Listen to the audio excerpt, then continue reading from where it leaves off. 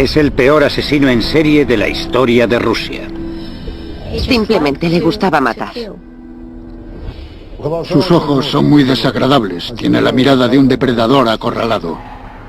Durante años mantuvo aterrorizada a la ciudad. Durante años se ha burlado de la policía. Solo queríamos cogerlo para que no muriera más gente. Sus víctimas eran los más solitarios y vulnerables. Operaba de una forma muy cuidadosa. Y mantenía un curioso registro de sus crímenes. Basada en un acceso sin precedentes a la Brigada de Élite de Homicidios de Moscú y en las grabaciones únicas de la policía de una espeluznante confesión en el lugar del crimen, esta es la historia jamás contada de la caza del asesino en serie más prolífico de Rusia.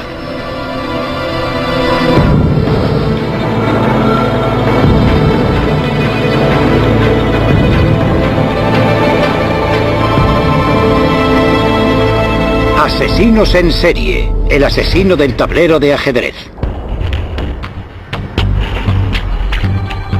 Moscú ha experimentado cambios extraordinarios desde los días oscuros de la Guerra Fría. Hoy es un lugar de fabulosa riqueza y de pobreza demoledora.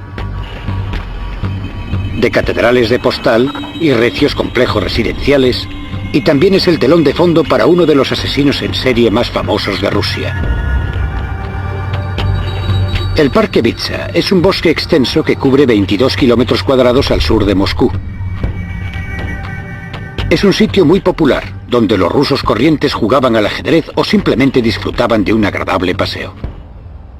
Pero durante años guardó un turbio secreto.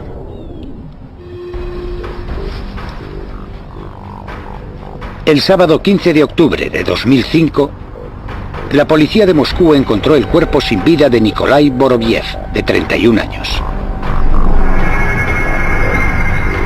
Había sufrido heridas terribles en la cabeza.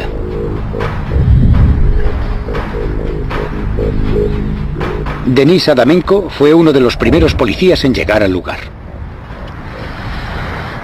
Fue aquí, exactamente en este lugar donde encontramos a una de las víctimas. Desde luego, cuando lo encontramos, este no era un lugar nada agradable. Presentaba numerosas heridas por todo el cuerpo y una botella clavada en su cráneo. Su cerebro estaba esparcido por toda la zona. Un mes después aparece otro cadáver, el de Nikolai Sakharchenko, de 63 años. Casi 2 semanas después, otro, Vladimir Didukin. Y una semana más tarde, otro, Nikolai Koryagin. Cuando llegó la Navidad, habían aparecido 7 cuerpos asesinados y mutilados en el Parque Vitsa. Ninguno de los cuerpos había sido escondido, y a ninguna de las víctimas se les había robado, pero todos tenían la misma horrible herida en común, una botella de vodka o un palo clavados en la herida abierta y sanguinolenta de la parte posterior de la cabeza. Quedó claro desde el principio que no eran simples coincidencias, sino que se trataba sin duda de un sanguinario asesino en serie. Teníamos que capturarlo enseguida. Las complicadas investigaciones de homicidios son llevadas a cabo por el equipo de élite de homicidios de la policía de Moscú, y su investigador más experimentado y de más alto rango es Andrei Supronenko, quien a menudo se las tiene que ver con el submundo criminal de Moscú y con los asesinos más violentos de la ciudad. Está acostumbrado a llevar casos complejos y peligrosos, como el que le costó la vida a su predecesor. Empecé a investigar este caso criminal en febrero de 2006, cuando quedó claro que nos enfrentábamos a un asesino en serie. Fue difícil porque nunca dejó que nos relajáramos. Cada 2 semanas aparecían cadáveres nuevos. No paramos de trabajar ni un solo día. Con 7 cadáveres descubiertos por la policía y un asesino en serie suelto, Moscú se convierte en una ciudad dominada por el miedo. La periodista de investigación, Yana Zarkinskaya, se siente atraída de inmediato por el caso y empieza a cubrir la historia para la prensa rusa y británica. Nos dimos cuenta de que se trataba de un asesino en serie que operaba en el Parque Vitsa. Le llamábamos el maníaco de Vitsa. La gente estaba asustada El Parque Bitsa es un sitio donde se va a pasar un buen rato, pero la gente tenía miedo de ir por allí porque había una sensación de peligro. A pesar de haber encontrado tantos cadáveres, la policía tiene pocas pistas para averiguar la identidad del maníaco de Bitsa. El asesino no dejaba ningún indicio. Intentamos recoger diferentes objetos de los escenarios del crimen, pero nuestros análisis no mostraron ningún indicio, ni huellas digitales, ni nada. El maníaco operaba de una forma demasiado cuidadosa. Los investigadores necesitan toda la ayuda que puedan conseguir y piden ayuda al único hombre que puede ayudarles.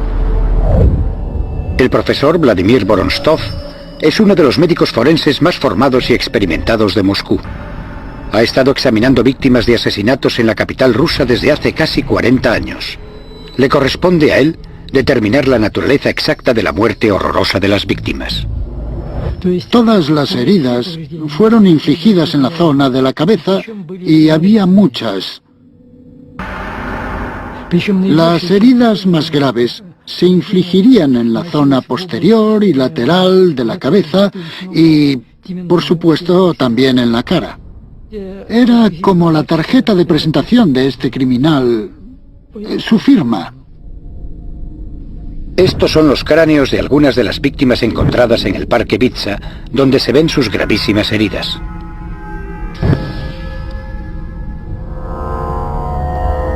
Aunque las pruebas forenses son muy limitadas, el profesor Vorontsov todavía puede determinar el arma que debió usarse. Esta fractura fue causada por un objeto que tenía una arista en forma de ángulo. Podría haber sido un martillo. ¿Pero quién es el asesino que empuña el martillo en el Parque Bitsa? En pocas semanas sucede algo que promete desvelar todo el misterio. Señorita, venga aquí.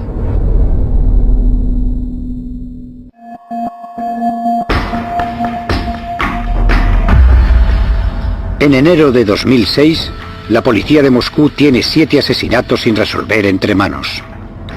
Todas las víctimas han sido golpeadas con un martillo en el Parque Bitsa, al sur de Moscú. Todos con el mismo tipo de herida, el cuello de una botella de vodka clavado en la herida abierta que hay en la parte posterior de la cabeza. Y para el investigador Andrei Supronenko, apenas hay pruebas que conduzcan al asesino. Nadie sabía nada del asesino, si era hombre, mujer o niño. Si vivía en la zona o si había vivido ahí, si conocía bien el parque, nadie sabía nada. Era un completo enigma. Con muy poca información concreta con la que seguir, abundan los rumores y las hipótesis. Pero un lugar muy cercano atrae la atención de los investigadores. ¿Podría estar el asesino delante de sus narices?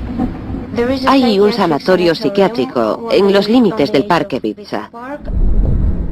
Algunos de los pacientes tienen permiso para dar un paseo por allí. A veces el permiso es de un día.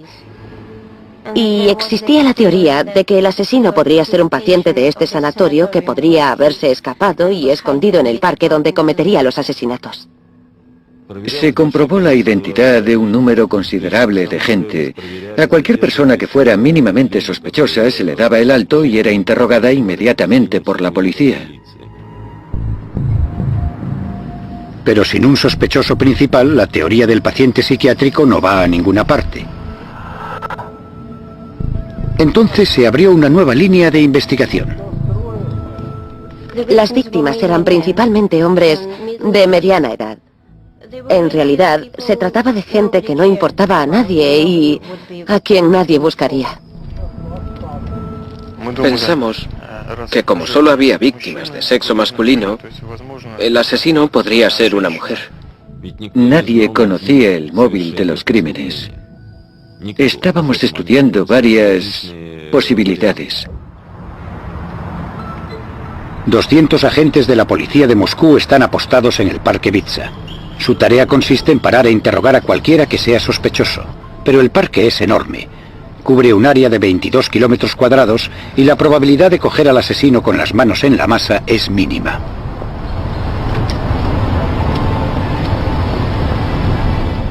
Señorita, venga aquí.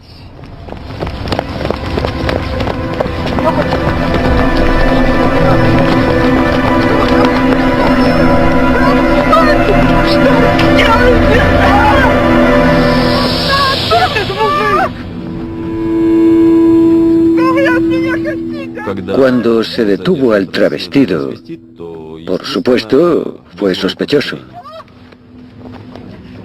Luego, la policía hizo un descubrimiento sorprendente.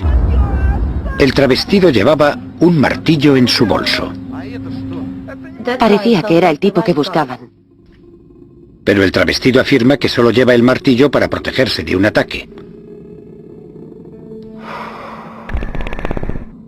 Cuando la historia sale a la luz, es un gran día para la prensa. Pensamos que ese era el auténtico asesino y hubo muchos periódicos con el titular «Han cogido al maníaco de Ibiza». Pero el travestido tiene una buena coartada. Llegamos a la conclusión de que no era el asesino al final del primer día. Pero comprobar su coartada nos llevó casi 24 horas de trabajo ininterrumpido. Y solo después de comprobarla se le puso en libertad. Una semana después, Mahmoud Soldashov, un trabajador de un supermercado de 25 años, es asesinado. Con cada nuevo cadáver que aparecía, la presión de la prensa se hacía más y más intensa.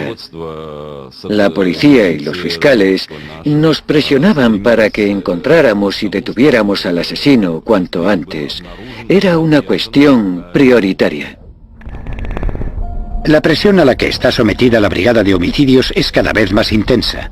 Intentan por todos los medios que no aumente el número de cadáveres, que ahora son 12.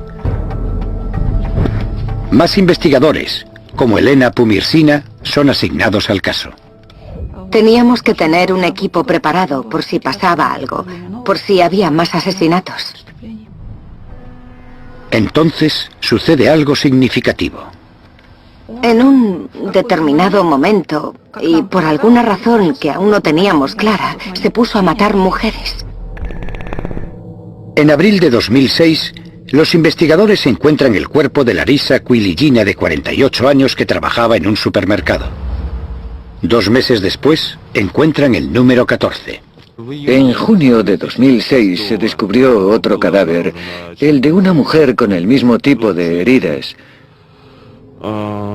Las típicas, como las de los anteriores, así que supimos que teníamos otro caso para investigar. Luego los investigadores encontraron algo muy importante: un billete de metro en la chaqueta de la mujer asesinada.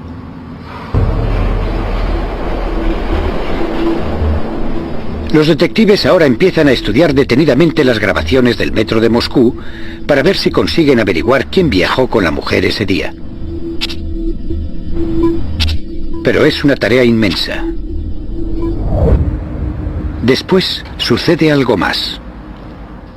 2 días después, unos agentes de policía me llamaron para decirme que el hijo de la mujer asesinada había aparecido y que había identificado el cadáver.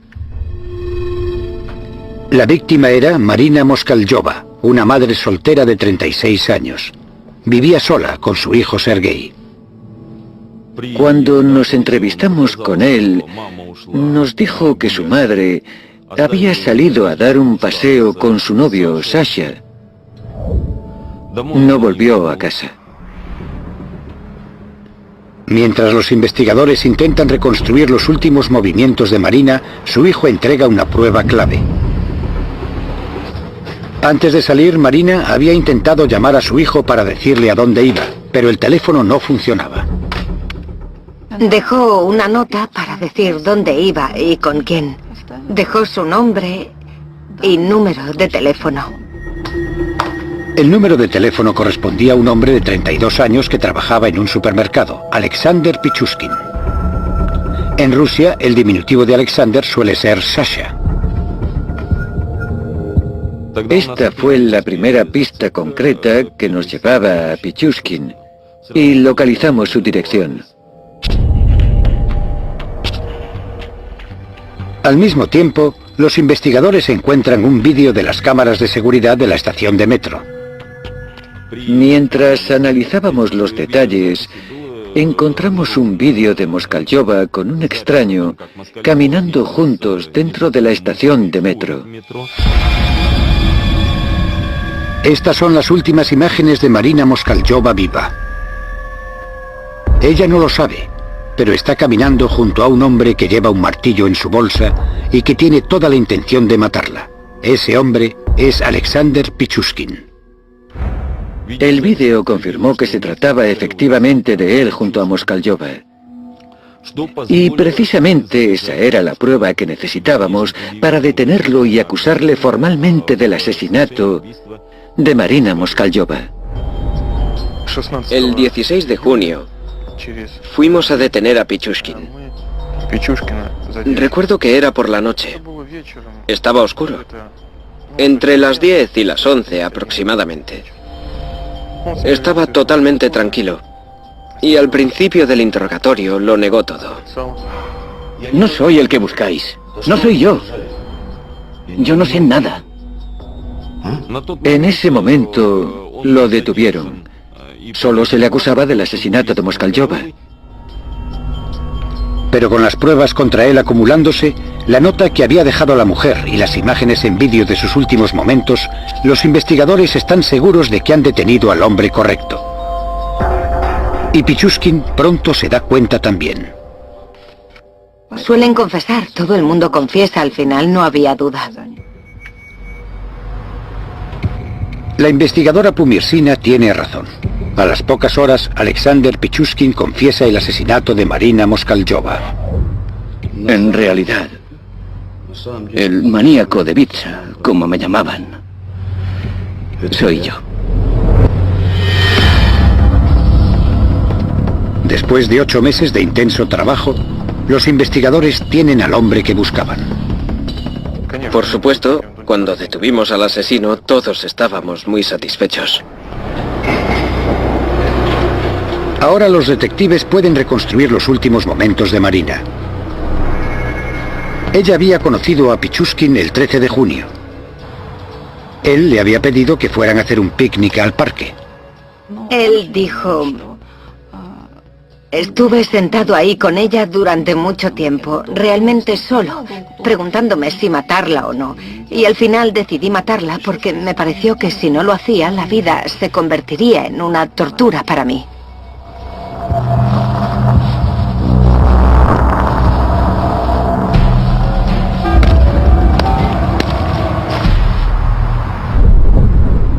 Los investigadores sospechan que Pichushkin ha cometido 14 asesinatos en el parque Vitsa. Pero lo que viene después es una sorpresa absoluta. Por supuesto, ninguno de nosotros podía imaginarse el número real de crímenes que había cometido. Cometí 61 asesinatos. 60 de ellos en el parque Vitsa. Durante 14 años.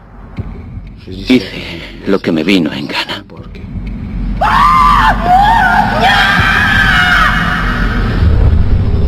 Era casi como Dios.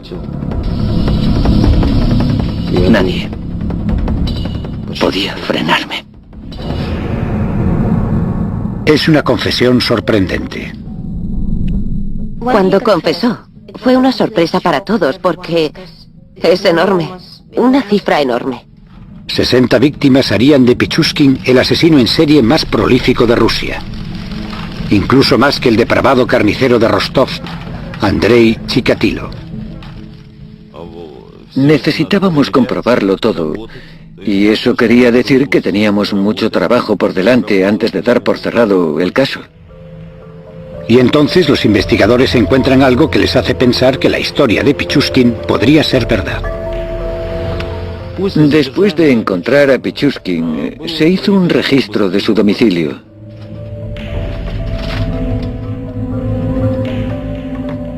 Encontramos un tablero de ajedrez con un número pegado en cada casilla. Cada cifra, cada número, era un asesinato.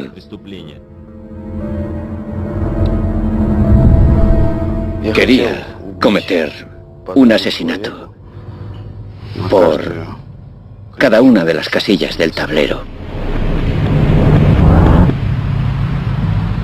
¿Pero era cierto lo que dijo en esa extraordinaria confesión? Él podría haber dicho cualquier cosa, pero nosotros no podíamos creer nada a menos que tuviéramos pruebas. Y para conseguir esas pruebas, tendrían que meterse en la mente del asesino en serie más prolífico de Rusia.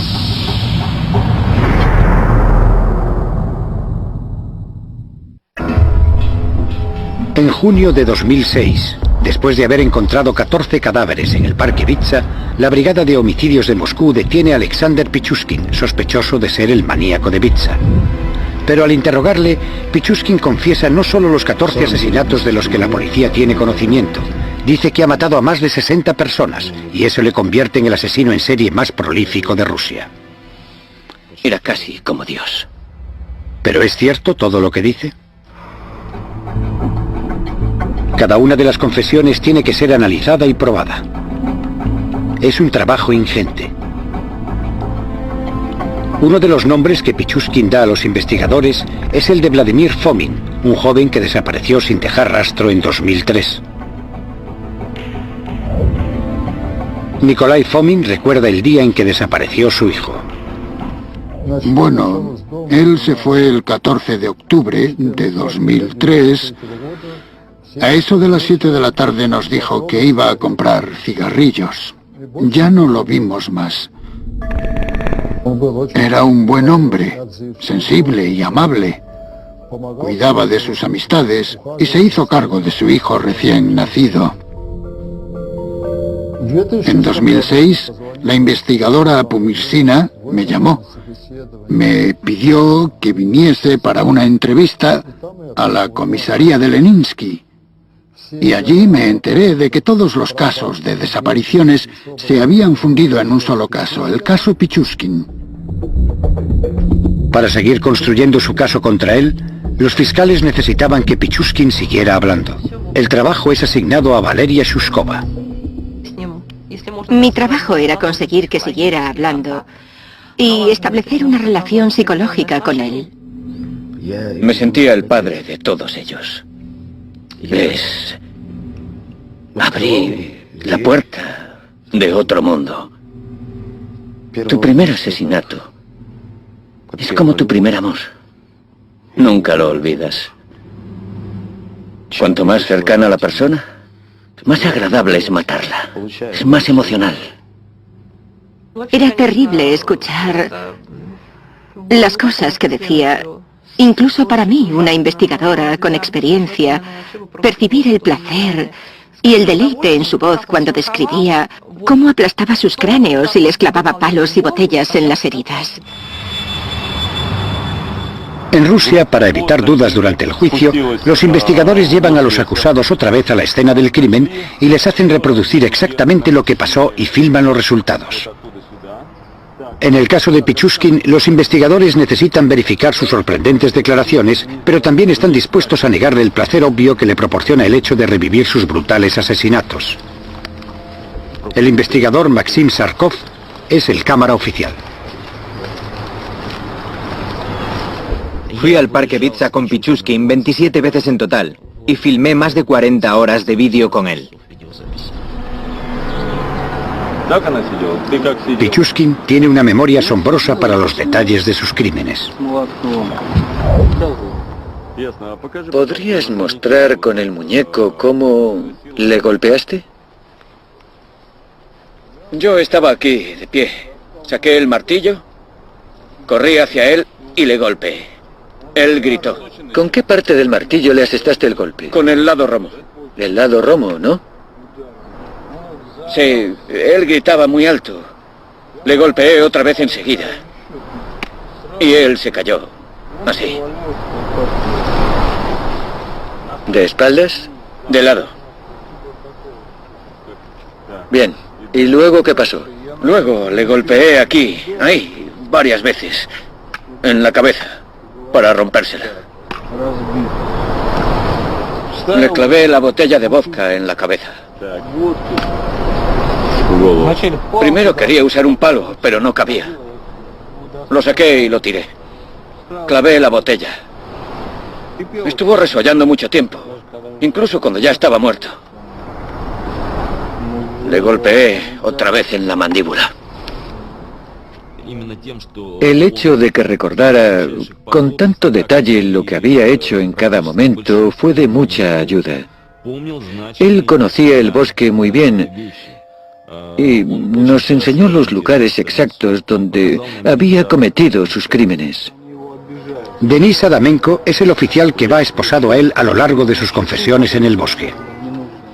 Solo tenía un pensamiento. Quería que nos enseñara todos los que pudiera, que nos lo contara todo. Dónde tiraba a la gente, dónde los dejaba. Quería todas las pruebas que pudiera conseguir. Así que empecé a golpearle así. Pero el caso contra Pichushkin no puede depender solo de su confesión.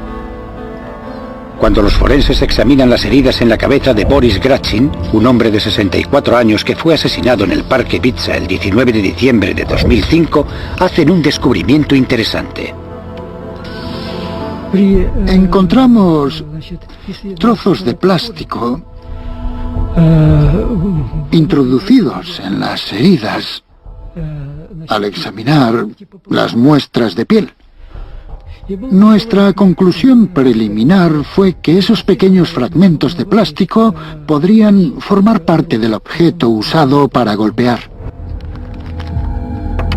La policía de Moscú recuperó este martillo. Pichushkin afirma haberlo usado, pero hace falta probar que es el arma del crimen. Mientras estábamos estudiando con mucho detenimiento el martillo, encontramos que presentaba algunos arañazos profundos en la superficie del mango, cerca de la cabeza. Al compararlo con las partículas que habíamos encontrado, resultó evidente que formaban parte de ese mango.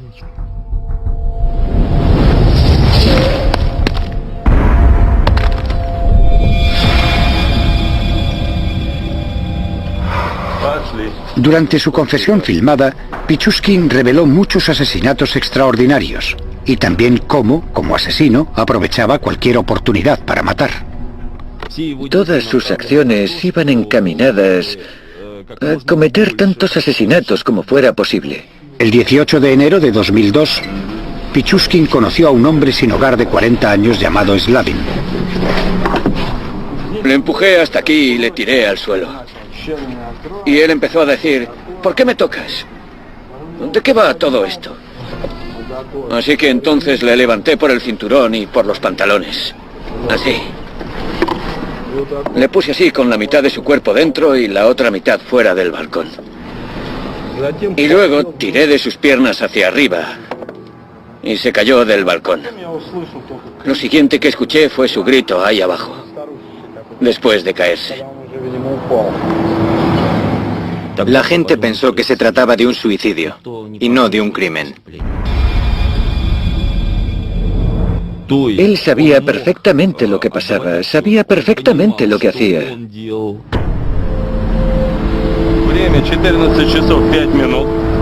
Según los investigadores van hurgando más en el pasado, construyen una imagen precisa del hombre que dice haber asesinado a más de 60 personas. Pichushkin nació en Moscú el 9 de abril de 1974. Sus antecedentes parecían corrientes. Vivía con su madre y su hermana en este apartamento de la calle Kersonskaya. Es un piso típico de la época soviética y no está lejos del Parque Bitsa. Tenía un trabajo fijo en un supermercado y en general le caía bien a la gente. Su vida era normal y corriente. Pero Alexander luchaba por ser diferente.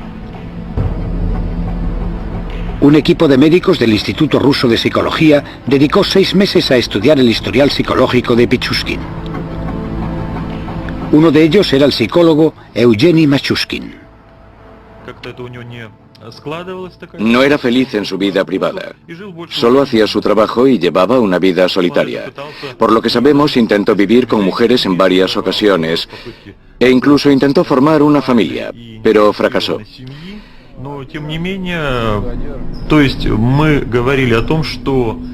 El patrón de conducta del que éramos testigos era muy complicado, aunque pudimos concluir que existía un cierto patrón, una tendencia al asesinato y a las actividades sádicas y agresivas. La pregunta es, ¿por qué hacía todo eso? Para que le diera un subidón, para conseguir satisfacción y placer sexual. Ciertamente, la agresión y la crueldad son muestras de un síndrome sádico y agresivo. Una descarga de sus intenciones agresivas. Tenía un don. el de llevarse bien con la gente y hacer que se sintieran tranquilos. Era capaz de hacer amistad con la gente y le resultaba fácil mantener el contacto con ellos sin darles la oportunidad de sentir el peligro, y cuando llegaba el momento simplemente les aplastaba la cabeza.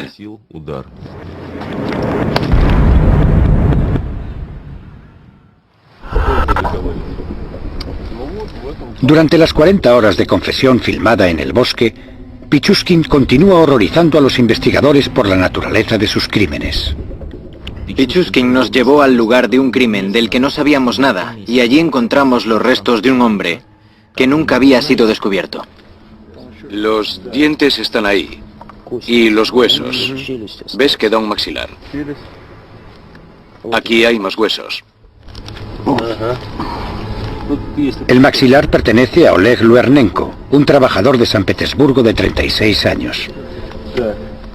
Era un lugar muy escondido en el bosque y por desgracia no quedaba mucho de ese hombre. Los animales habían estropeado demasiado el cadáver y prácticamente no quedaba nada para poder reconocerlo. Luernenko es la 15ª víctima de Pichushkin que se encontró en el bosque. Pero el asesino del tablero de ajedrez afirma que ha asesinado a más de 60 personas. Entonces, ¿dónde están los otros 45 cadáveres? Al analizar sus archivos, los investigadores se fijan en el caso de un crimen sin resolver que tuvo lugar en el Parque Vitsa 4 años atrás. En febrero de 2002, la policía local recibió una llamada desde un hospital sobre una paciente con extrañas heridas. Llamo del hospital número 6.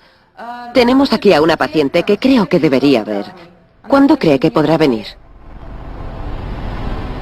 María Viricheva tenía una historia preocupante acerca de un hombre que había conocido recientemente, un hombre llamado Alexander Pichushkin. ¿Qué ha pasado? ¿Quién se lo ha hecho?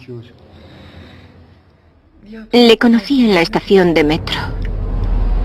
El 23 de febrero de 2002, María conoció a Alexander Pichushkin cerca de la estación de metro de Kakhovskaya. Acababa de separarse de su novio y estaba desesperada por conseguir llegar a fin de mes. Yo estaba llorando. Él se acercó y me preguntó qué me pasaba. Me ofreció una bebida. Pichushkin se ofreció para venderle unas cámaras. Le dijo que las había escondido en el Parque Vitsa. María Viricheva estaba embarazada en ese momento. Me llevó a un lugar muy apartado y me dijo que las cámaras estaban en la alcantarilla.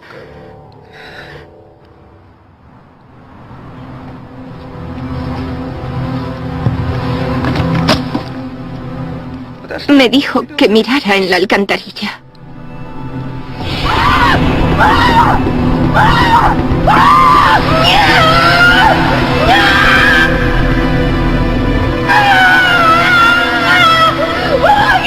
El agua, que corre muy rápidamente, arrastra a Viricheva, que consigue aferrarse a la vida al encaramarse en una alcantarilla en desuso.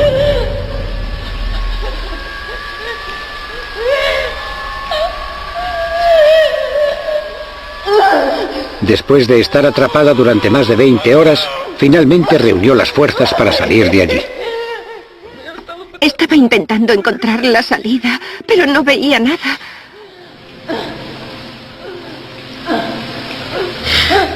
Creí que iba a perder a mi bebé por culpa de ese malnacido. En ese momento, la policía local decidió no seguir con la investigación a pesar de la declaración detallada de Viricheva.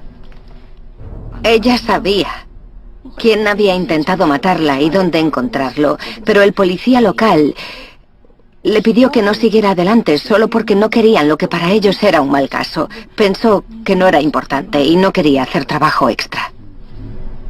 Ahí se perdió una buena oportunidad. Tuvieron la posibilidad de cogerle mucho antes y de salvar más de 20 vidas, creo.